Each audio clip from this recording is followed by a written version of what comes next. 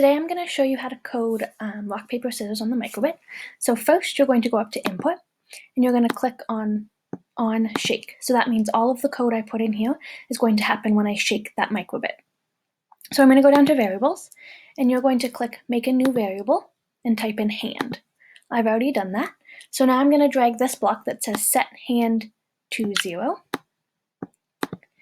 My next step, I'm going to go down to math because I want to set my hand to pick random between 0 and 10. So I have 3 options when I play rock, paper, scissors. I can get rock, paper, or scissors.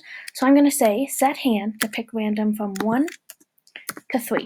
So that accounts for each of my variables.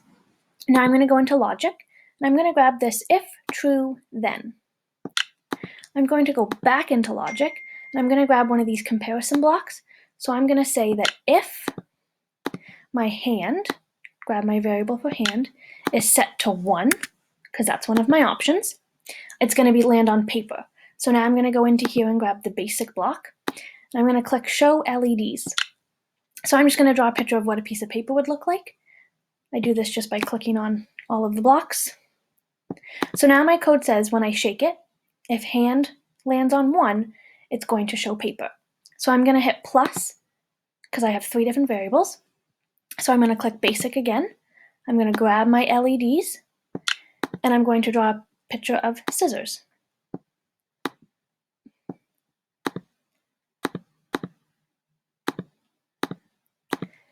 Okay, so now I'm going to hit this plus again, because I have 3 different options. So now this little block comes up again, so I'm going to go back into my logic.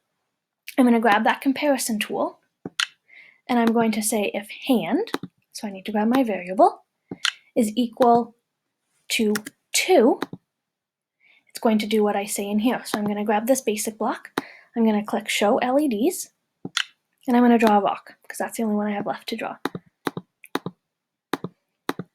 So right now my code says my hand is set to pick a random number between 1 and 3. So if my hand lands on 1, it's going to show paper.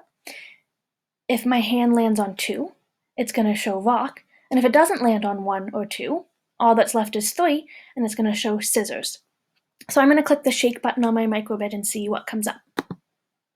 Paper. And if I keep hitting it, you'll see that it keeps changing between all of them, so I can graph all of this. To download it onto your Chromebook, you would come down here and hit the purple download button. I don't have a microbit, so I can't show you that step, but that's how you code rock, paper, scissors on a microbit.